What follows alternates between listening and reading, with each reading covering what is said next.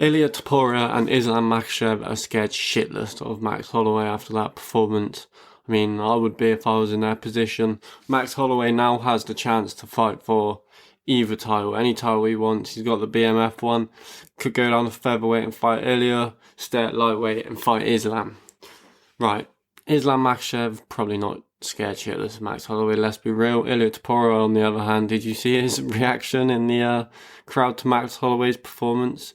He did not look like he wanted that fight next. And I think, we're just going to explore today on how impressive that performance really was from Max Holloway and who he does decide to fight next, because there's many options for him.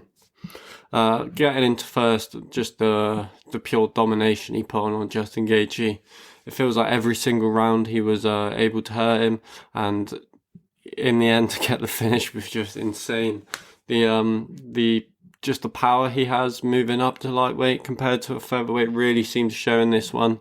He just, every time he sort of stung Justin Gaethje, it looked like he could have got him out there. I think in every single round he had an opportunity to finish him, which, if you would have said a couple months ago, a lot of people would have really been shocked, including me, because, it seemed like Max Holloway moving up to fight these bigger guys probably has a real power disadvantage. We saw in the Dustin Poirier fight how he really did struggle with that power, and moving up to lightweight, I was a bit worried with Justin Gaethje that Gaethje would just be able to intercept Max in every move. That's what I said in my prediction video last week, but that was not the case. Max Holloway, just the main thing for me was his footwork. He was able to get in and hit Gaethje and not get hit. In the first round, right at the end, breaking his nose with a jumping back kick, which is just insane. That's a new wrinkle he's added to his game. We saw him, throwing front kicks, teeps to the knees. It was just a real perfect performance. And in my opinion, that's the most impressive anyone's ever looked against Justin Gaethje.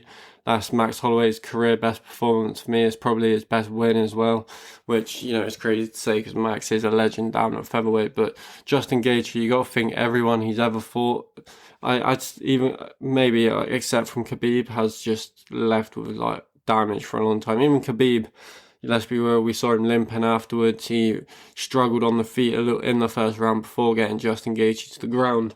And Max Holloway, stood where Justin Gaethje inflicts all this damage on people. And he was the one who was busting Justin Gaethje up his face at the end of that first round. There's blood just pouring out his nose, covering him. And Max just really put on a clinic. Getting into the finish as well, probably for me, top 5 knockouts in the UFC history. Probably not even recency bias if you actually think about the context of it as well, where he's four rounds up, maybe even 5, giving Justin Gaethje a round, maybe round 4, just because of that knockdown, first person to knock Max Holloway down. But yeah, Max Holloway 4-1 rounds up, and last 10 seconds he's winning the round comfortably. He could cruise to a decision victory, and he just decides to point to the ground and slug it out with Justin Gaethje, which, anyone would tell you that's not a smart idea. If you're beating Justin Gaethje, you pick your points, you hit him to the body, you slow him down, you have to survive an early onslaught from him if you're going to beat him. We've seen everyone who's beat him apart from Khabib. It's been an absolute bloodbath. You've got to really battle through some demons to get there and to get the finish. But Max Holloway put on a clinic the whole time and then gets the finish in the end, which just topped off of just a perfect performance. And so hyped to get that on the UFC 300 card, and me struggling to stay awake, I'm not going to lie, I was really holding my eyes open. That one really helped wake me up, and the co-main event obviously struggled to follow it, but you just couldn't. It's like we needed a bit of a fight like that just to detox from what we just saw. Getting into what Max Holloway can do next, really, he's got 2 options, maybe 3, and I've heard a few other people say it. The third option I'm going to talk about is probably the best. But the first one we're going to get into, which me personally, just stylistic wise, would be him and Ilia Topuria. Topuria on Twitter afterwards, being very respectful, calls him out, says they need to fight each other next. Max Holloway seemed like he wanted that as well, very amped up in the post-fight speech. And I think that might be the option they go. Topuria not got a ton of people to fight down at 145. No one really staking their claim for a title shot. But the thing that could put the spanner in the works there is they're probably going to give Volkanovski a second fight, which, let's be real, he deserves. He's probably the best featherweight of all time, him or Jose Aldo. Max very close up there with him too. But yeah, so that might rule that one out. But that fight is just such an entertaining fight, and one I personally would actually favour Max in. We saw with the Volkanovski fight, the jab was really having a problem on Topuria. But let's be real, the problem with Volk is there's that vulnerability where if you do hit him clean, that you could sleep him. We've seen him get wobbled. Chad Mendes dropped him. Rodriguez hit him with a really big overhand that he did eat well, but kind of shot straight to a takedown afterwards. And Max hurt him a couple times in their second fight as well. And then obviously Islam finishing him too. And let's be real, Max doesn't have that vulnerability. Gaethje hitting him with clean shots, not really affecting him at all. He did get kind of flash knocked down, which, I was surprised by. I didn't even think he'd get dropped in this one. I thought he'd just lose a decision. I thought it'd be a war, but, he just put a clinic on, which it still shocks me now just thinking about.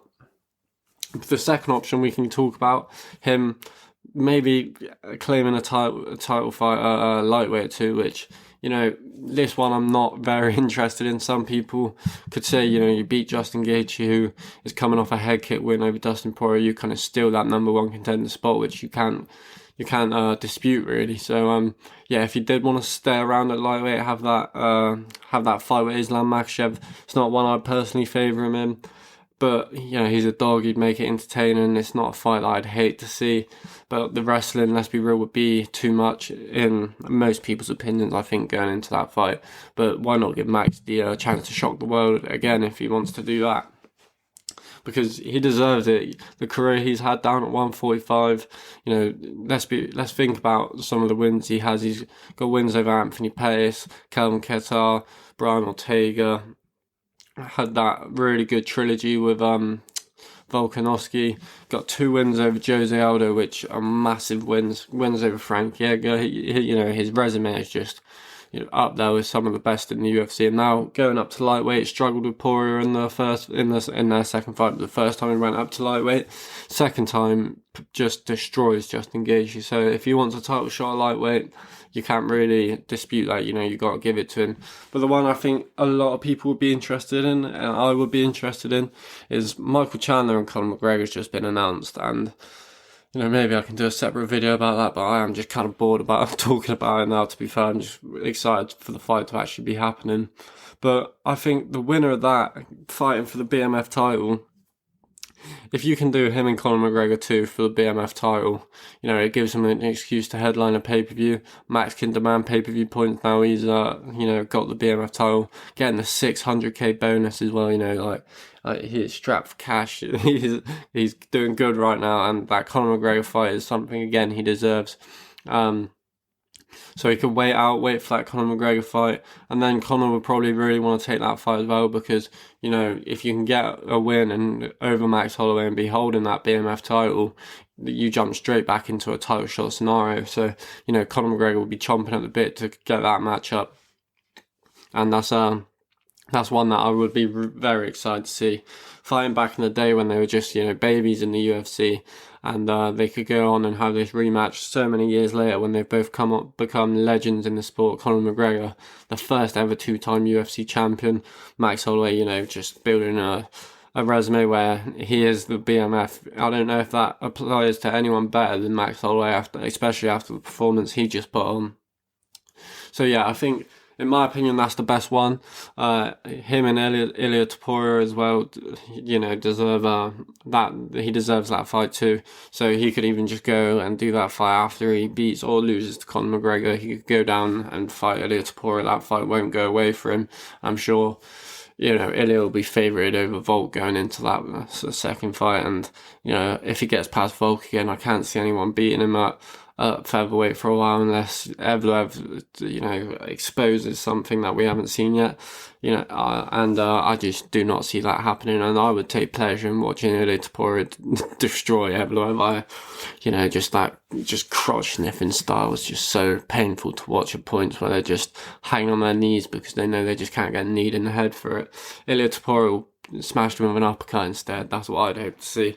So yeah, Ilia can hang around, get a couple title defenses. That only makes the fight bigger with Max Holloway.